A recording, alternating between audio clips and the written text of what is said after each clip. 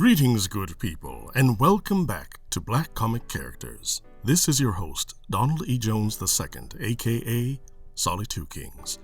In this video, we are going to continue our journey through history regarding the historical timeline of Black comic characters. In our last video, we covered the Golden Age of comics, which ran from the mid-1930s through the early 1950s, where Black characters were portrayed in stereotypical ways. It wasn't until the aftermath of World War II that we begin to see an overall shift in the portrayal of Black characters in comics. The Silver Age of comics runs roughly from the early 1950s to 1970. It was during this period when a major shift was happening with Black people, not only in the United States, but around the world as well.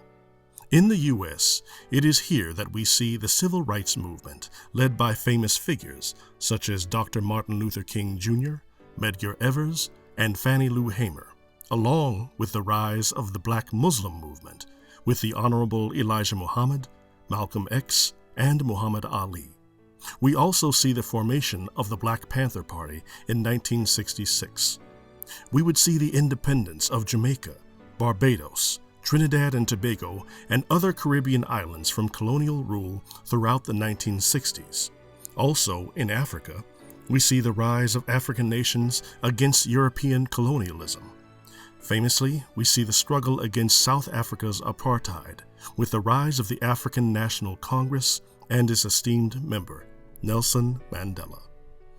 Other great leaders like Patrice Lumumba in the People's Republic of Congo, Kwame Nkrumah of Ghana, Amadou Ahidjo of Cameroon, and many others are fighting and gaining their independence. Black people around the world were rising up against prejudice, injustice, and racism all over the world.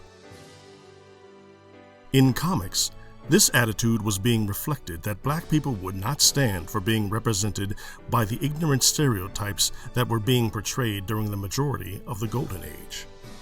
Comic publishers, writers, and artists who were still overwhelmingly white began to create Black characters that were more reflective of Black people. In 1957, Martin Luther King Jr. and the Montgomery Story was published. This recounted the story of Martin Luther King Jr.'s efforts to desegregate the South, which would remain segregated for another 7 years. It also told the now famous story of Rosa Parks' refusal to sit in the back of a bus. In 1961, DC published Our Army at War No. 113, which debuted Jackie Johnston, a Black soldier who was blinded in battle and is aided by a white gunner who has lost the use of his hands. Together, they use their abilities to defeat the enemy as one.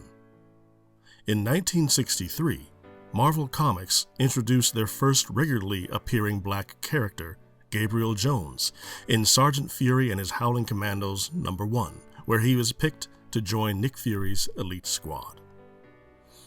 In 1965, Dell Comics published what is known to be the first known full-length comic book to feature a Black man, Lobo No. 1. Best Comics' Red Mask, which I mentioned in the last video, did appear much earlier before Lobo, but it was obscure.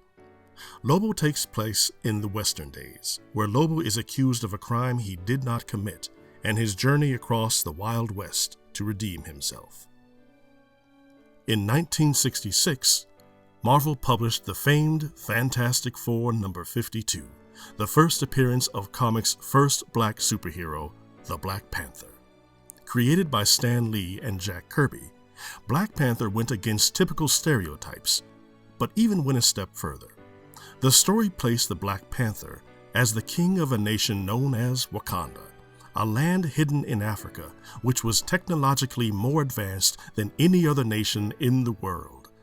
The Black Panther was a standard hero throughout the ages of comics and would gain even more popularity in the future. In that same year, The Amazing Spider-Man hit the world by storm. Along with our friendly neighborhood wallcrawler, a host of memorable villains and supporting characters also came into being. One of the most memorable was Joe Robbie Robertson, first appearing in Amazing Spider-Man No. 51. Robertson was the editor-in-chief at the Daily Bugle and friend and confidant to J. Jonah Jameson. Also in 1966, Bill Foster first appeared in Avengers number 32.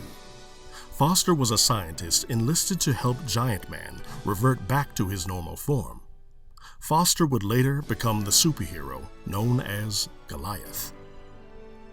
In 1967, DC introduced us to the first black supervillain in comics, but we would not know that yet. Aquaman's deadliest nemesis, the Black Manta, first appeared in Aquaman number 35. In July 1968, Marvel premiered their first black supervillain. He went by the name of Centurious, who premiered in Nick Fury, Agent of S.H.I.E.L.D. number 2. He was a lesser-known villain, but in 1969, Marvel introduced what would be a more popular black supervillain to match up against their first black superhero. M'Baku, the Man-Ape, first appeared in Avengers number 62 as a reoccurring villain to the Black Panther. Also, the Prowler was introduced as a foe to Spider-Man in The Amazing Spider-Man number 78 in the same year. These villains were not portrayed as some stereotypical fashion, but as legitimate supervillains that had depth, perceptive writing, and art to them. In 1969, Captain America gained an ally who would be with him until today.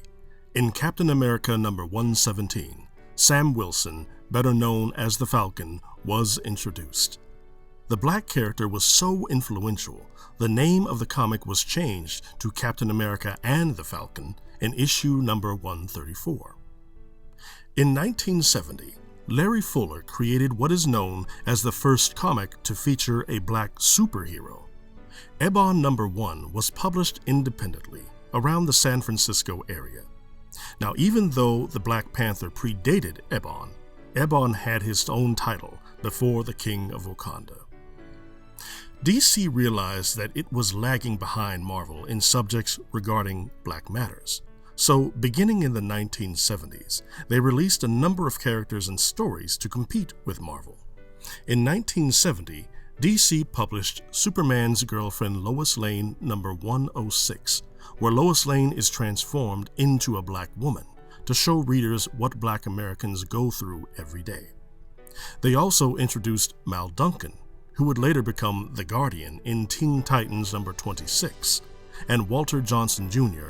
in Superman's pal Jimmy Olsen number 133.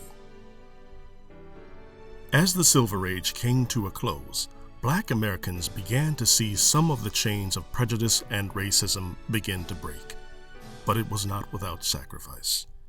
The assassinations of revered leaders, such as Martin Luther King Jr., Malcolm X, Medgar Evers, and too many others that sacrificed their lives, left a heavy toll on us that still remains to this day.